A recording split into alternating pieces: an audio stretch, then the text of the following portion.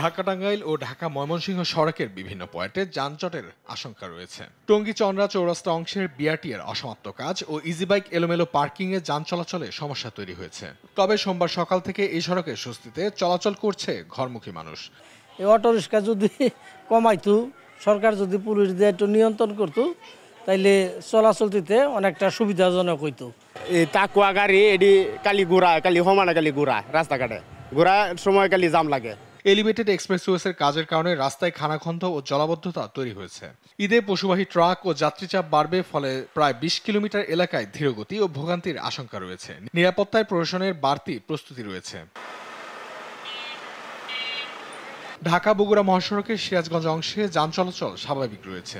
তবে যমুনা সেতুর পশ্চিম পারে যাত্রীচাপ কিছুটা বেড়েছে। চান্দাইকোনা পর্যন্ত ৪ লেনের কাজ শেষ হয় কিছুটা স্বস্তি রয়েছে। নির্বিঘ্ন যাত্রায় জেলা পুলিশ ও হাইওয়ে পুলিশের মোতায়েন রয়েছে।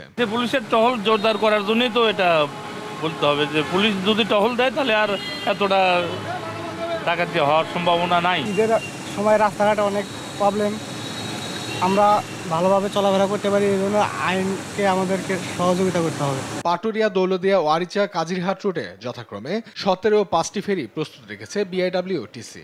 আবহাওয়া ভালো থাকলে চলাচল স্বাভাবিক থাকবে, তবে খারাপ আবহাওয়ায় ফেরি চলাচল ব্যাঘাত ঘটতে পারে।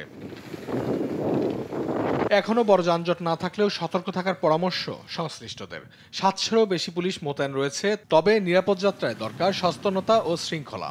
সবারই প্রত্যাশা নির্বিঘ্ন ও শান্তিপূর্ণ ঈদযাত্রা। নিউজ ডেস্ক, দেশ টিভি।